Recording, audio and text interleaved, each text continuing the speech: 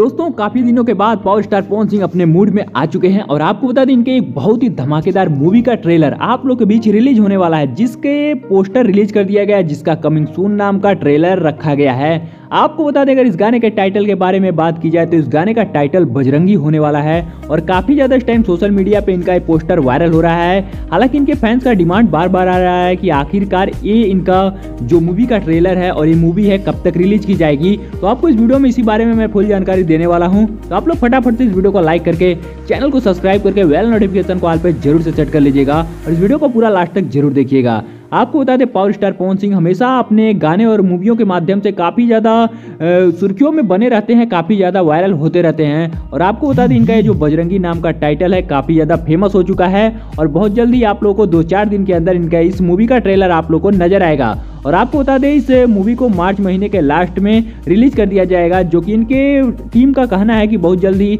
आप लोगों के बीच इस मूवी का फुल वीडियो रिलीज किया जाएगा। और ये मूवी बहुत से बड़े बड़े सिनेमा घरों में लगने वाली है। तो आप लोग कितने ज़्यादा एक्साइटेड हैं पावर स्टार पवन सिंह के इस मूवी का ट्रेलर और मूवी देखने के लिए नीचे कमेंट में जरूर बताइएगा। और ऐसी तमाम खबर देखने के लिए चैनल को सब्सक्राइब करना बिल्कुल भी मत भूलिएगा। तो मिलते हैं फिर से किसी और नई धमाकेदार वीडियो के साथ, तो तब तक के लिए जय हिंद, जय भारत, वंदे मातरम।